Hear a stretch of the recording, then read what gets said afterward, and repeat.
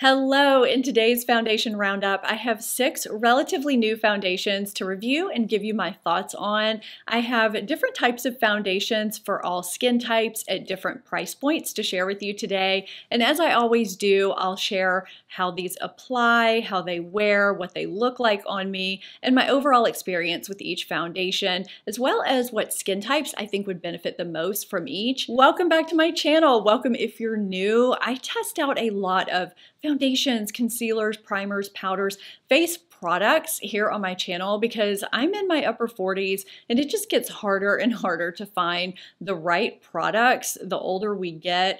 So if you find that type of content beneficial, be sure you're subscribed so you don't miss future uploads. I have a concealer roundup coming up very shortly and another foundation roundup in the works, also coming up very shortly with even newer foundation releases that I've been asked about. So stay tuned for both of those and let's get into these 6 foundations and see how they worked or didn't work for me so you can decide if they might work for you. If it's your first time here, it's important you know my skin type and climate before we get into anything because that's really important when we're talking about how foundations apply, look, and wear throughout the day.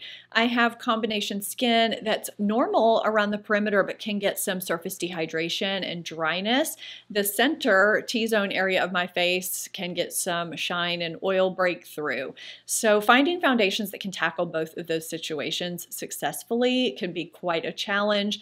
I also have sensitive skin with rosacea.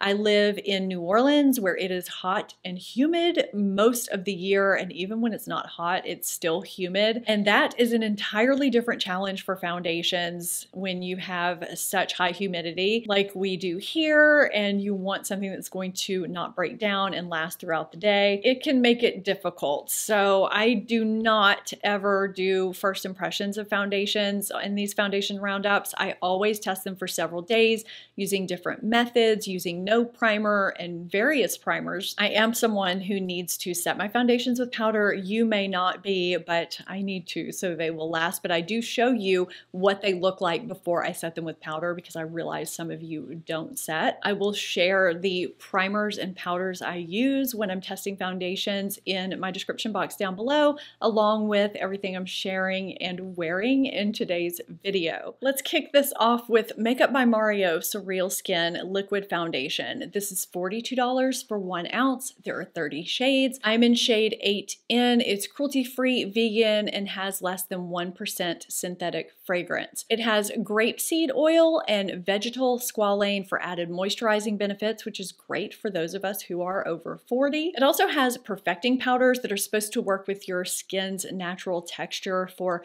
an enhanced smoothed finish. I'd say the texture of this isn't really thin or thick. It's somewhere in between. It applies and blends out nicely with either a sponge or a brush and kind of adheres to your skin as you apply it. This gives medium coverage. It feels lightweight yet hydrating at the same time. Now, if you've heard anything about this foundation, you may have heard something about this luminizing effect. It almost seems like it's got a luminizer mixed into it, something like Hollywood Flawless Filter. I definitely see that as I blend it out and once I finish applying it. I expected that to blur and smooth my pores and texture.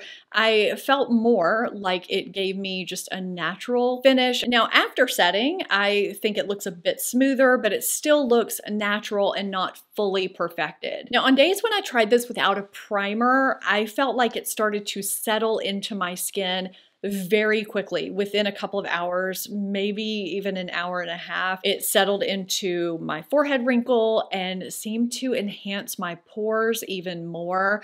And I got shine breakthrough very quickly that I had to blot. It also wore away on my nose and chin area very quickly. It just progressed along this path throughout the day. I tried it without a primer several times to see if it was a fluke, if it was just a weird day, and that's just how this performs for me without a primer. Now, with a primer, I find this lasts longer, and it doesn't matter what type of primer I use. I do get longer out of it. I think this clip I'm showing you is from around 3.5 hours, but I still think it just looks okay, and it still does tend to wear away around my nose and chin area. I had hoped that luminizing factor would give that kind of airbrushed candlelit glow look that so many people find flattering and radiant. I mean, I love that when it's done right, but there's something about it in this foundation that did not work for me. The group of people I'm seeing really love this foundation the most are those with younger, smoother skin that is not textured or mature, which is the majority of those of you that watch my videos. I know I have all ages here. So if you are on the younger side and your skin is a little bit smoother, you may really love this. But if your skin is textured and mature, luminizers are not always our friend. They can actually enhance things we don't want enhanced, and that is what I found with this foundation, unfortunately. I love a lot of Makeup by Mario products. I had high hopes for this, but it was just not flattering and did not perform well on my skin. Let's switch over to drugstore with L'Oreal True Match. They have reformulated and repackaged this foundation, and a lot of people have been testing it out, and I had to check this out. This retails for $13.99 for 1 ounce, give or take, depending on where you buy it. With drugstore, they have a lot of sales, buy one, get one, 50% off, that kind of thing. There are 47 shades, which is pretty amazing. The shade I have is W4, which is described as warm, light, medium. You'll see here in a minute though, it's not really a great match for me. This has no alcohol, no fragrance, and no animal-derived ingredients. The texture of this is pretty thin and runny, and you can see here the undertone is a bit dark for me and almost on the olivey side. So take note of that if you think you're my light, medium, neutral, leaning warm foundation match twin. This is not a perfect match for me. And if you do think you might be my foundation shade twin, I always keep my running updated list that lives over in my blog linked down in my description box, so you can reference that whenever you need it. This applies and blends out quickly, beautifully, easily, seamlessly, using any method you want.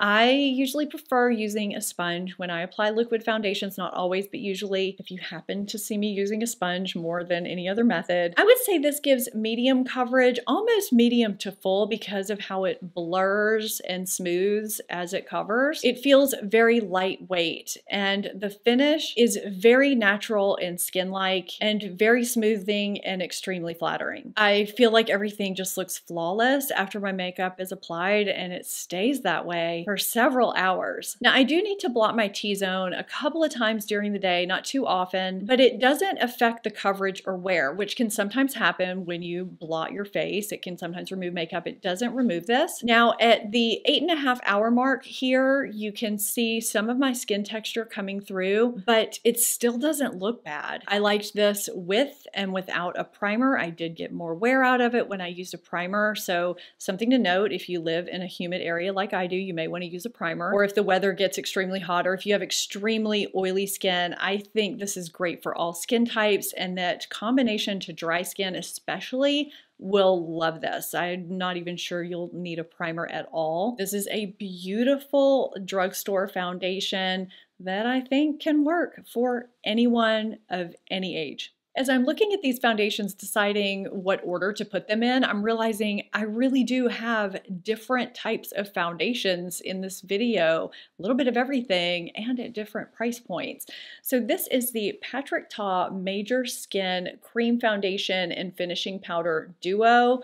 So you have a mirror up here, and then a cream foundation housed under this nice plastic lid, and a finishing powder. The lid is here to keep the cream foundation nice and clean from the finishing powder. I have some mixed thoughts on this. So this retails for $52. There is 0.32 ounce of foundation and 0.14 ounce of powder. There are 24 shades. I'm in shade light 2. Now this is designed for oily to normal skin. I would love to know if any of you with dry skin have tried this and how you feel about it. And if any of you have tried any of these, let me know your thoughts down below. Even if they're different from mine, they very well may be, and that's okay. Everyone is different. different. I'm always skeptical of balm and cream foundation products. I just always feel like they're gonna wear away quickly in my T-zone, or they're gonna enhance any dryness that I have on my face. I find that this blends in beautifully using a brush or a sponge. It does not matter what method I use. It blends into my skin and just looks really beautiful. Now, they say this gives medium coverage, and I find that this is buildable from, I would say, medium almost to medium full, natural coverage that doesn't enhance any texture. I was pleasantly surprised by that. It also feels lightweight, which was another surprise. Usually products of this texture, this type, tend to feel a little heavy. It's not, it's very lightweight. It's smoothing and flattering on my skin, on my pores, and gives a pretty skin-like natural finish. Now, I do need to blot away some shine in my T-zone a couple of times a day, which is nothing abnormal for, someone who gets shine breakthrough in their T-zone that lives in a humid climate. If I don't wear a primer, I do need to blot a bit more, but it doesn't affect the coverage. I do need a primer underneath this for it not to settle in my forehead wrinkle during the day.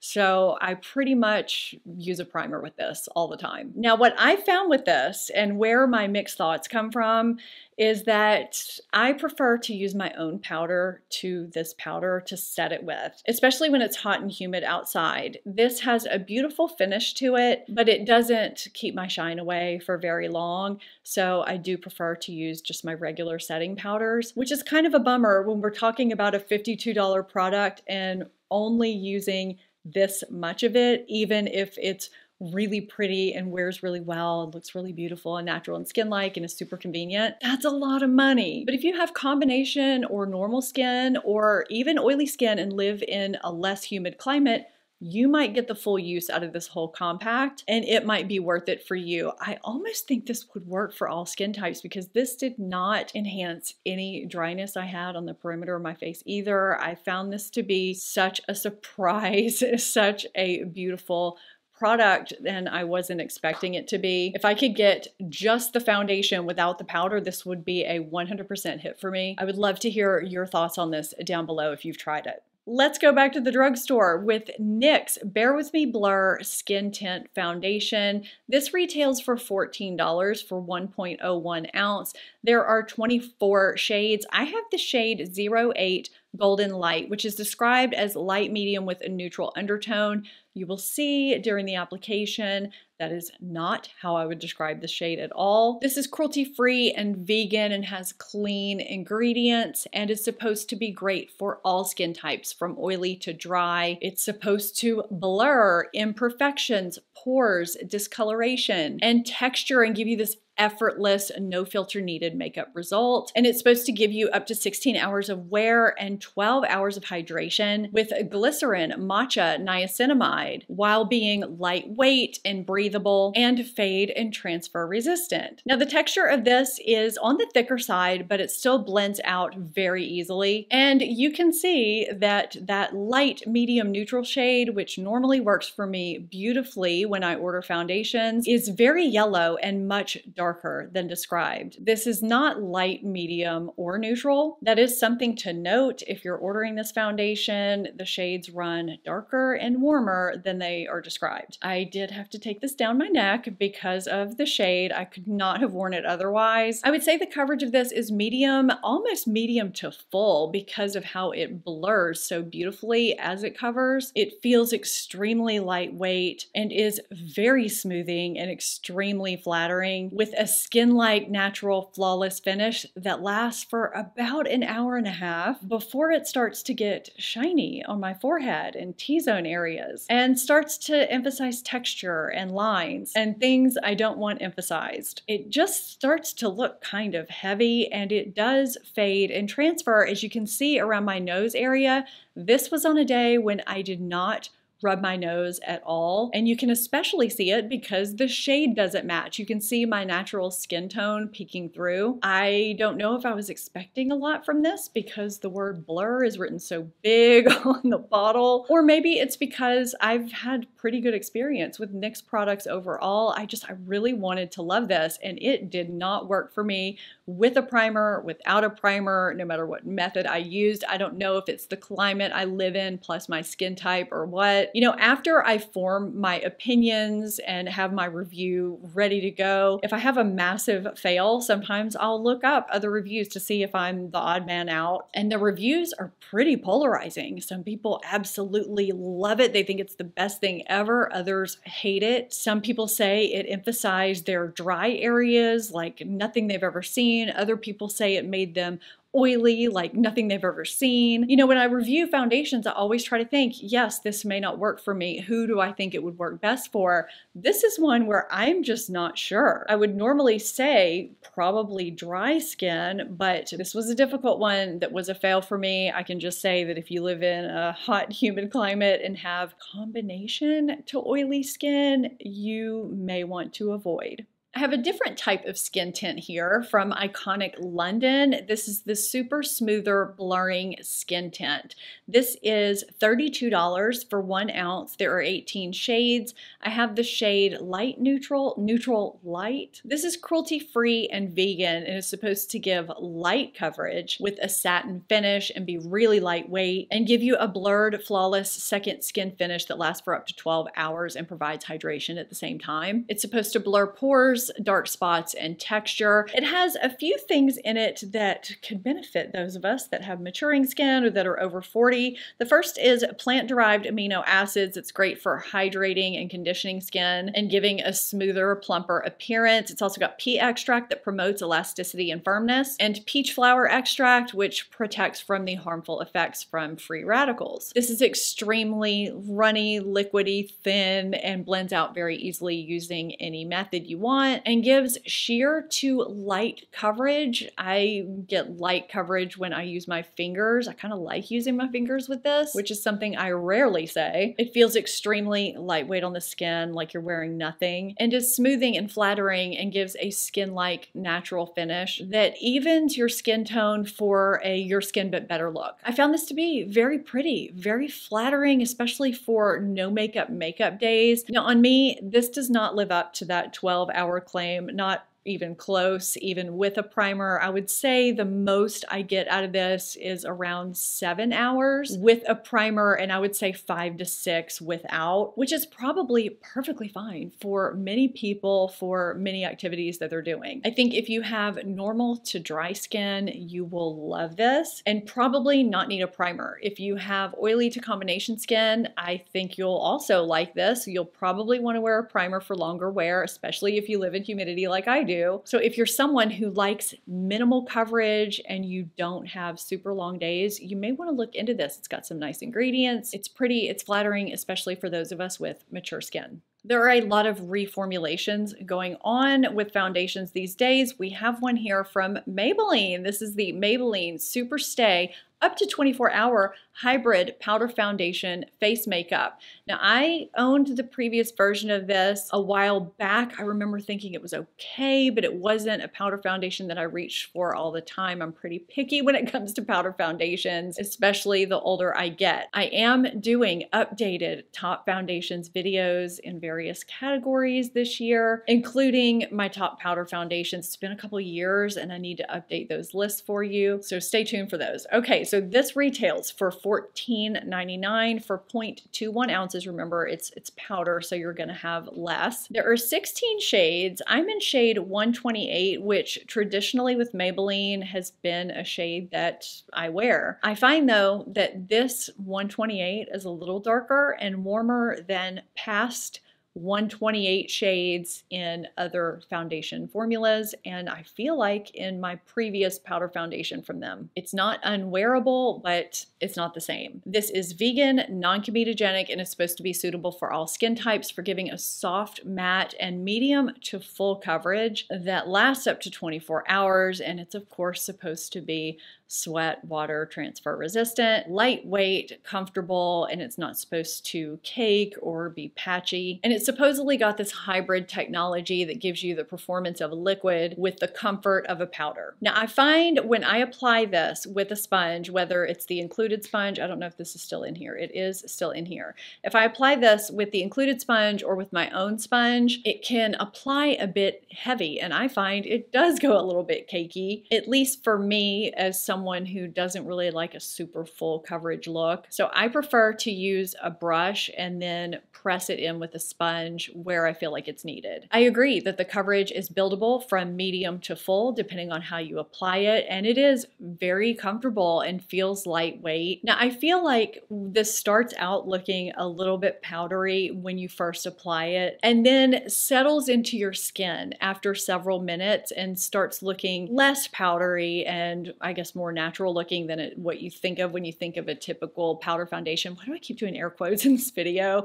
But it's still not fully natural looking. You can tell you're wearing makeup. I also find when I wear it without a primer, it doesn't smooth my pores. It can kind of enhance them, and it does wear away quickly despite the claims. But that is not uncommon for me with powder foundations, with my skin type, with my climate. I am someone that typically when I wear powder foundations needs a primer underneath for them to last, and oftentimes a setting spray. Not always, unless it's a really good powder foundation, and there are some that are really good. Now with a primer, this looks smoother and lasts longer, but I wouldn't say this is my favorite powder foundation by any means. It just looks a little bit more makeup-y, a little bit heavier than I like my powder foundations to look, and I'm not convinced that if you have more mature skin, more texture, or very dry skin, that you're gonna like this formula. I think there is a little bit of powderiness to it, even though they say it works from oily to dry skin. I'm just not so sure about that. If you're on the younger side, if you don't have a lot of texture, or if you have oily to normal skin, you may want to pick this up and give it a try. But if you're not in those categories, I'm not sure if this is going to be a favorite for you. This was not a fail. It just falls somewhere in the middle. It's not a powder foundation out of all the ones I own that I'm going to be reaching for regularly. There are newer foundations on the market I have tested. I am gathering my thoughts and all my footage together for another foundation roundup coming up very shortly. So be sure you're subscribed if you're not already so you don't miss that. I have some thoughts on those new foundations and some new concealers. That concealer roundup is coming out, I believe, next week. Stay tuned for both of those. I hope you found this helpful and enjoyable. If you did, give it a thumbs up. Thank you so much for watching. I'll see you next time. Bye.